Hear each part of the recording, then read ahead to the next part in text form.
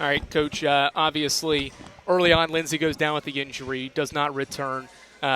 You still battled throughout this game. It was a close game throughout. What was kind of the difference down the stretch, particularly in the fourth quarter when North Georgia kind of gained some momentum and outscored you by 11 there?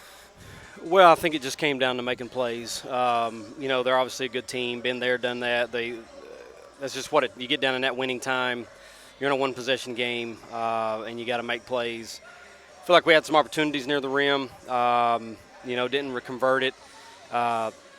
Tori tried to draw the charge there on the handler. I think that opened up Martin for a three. She canned it, and I think that was the biggest difference in the game late is when she hit that three.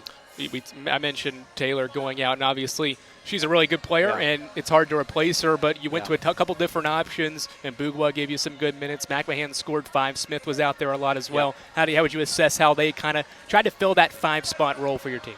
Yeah, I told the team after the game, of course, we had to reset at halftime knowing that Lindsey probably wasn't coming back for this particular game until we get things checked out. But you lose a player like that, and the mindset, we're so used to having her and having her minutes and her inside presence on both ends of the floor. So I appreciate how Harley and Ruth, of course, Harley's played the 5 some, but Callie as a freshman stepping in there, Ruth as a redshirt freshman, they don't really have they don't have hardly any experience, and they come in here and have to kind of take on that role that Lindsey, that the void that without Lindsey being there, and I was proud of them. I think we were in the game late, despite the fact of not having her out there, and it's just something depending on her availability moving forward that we'll have to work through. Braylon came out scorching hot, scored a bunch of points in that first quarter. I think 14 total in that first quarter, and then North Georgia went to that 1-3-1 defense. How did that change things? I know they mixed it up there in the second half as well. How did that change things?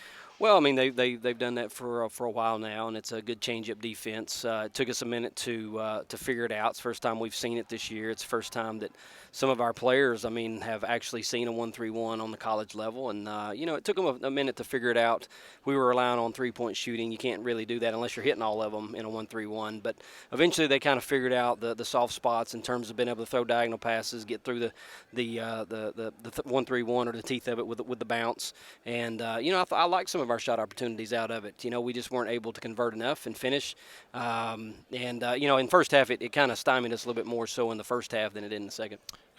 First loss this year, first time this team's going to face adversity. And you have not too long of a turnaround before you get back in action on Tuesday and Wednesday. What do you want this team to learn from this result against a quality team on the road? Well, you come down here. They've lost 3 games in this building since it opened up, and you take no shame, obviously, of walking out of here.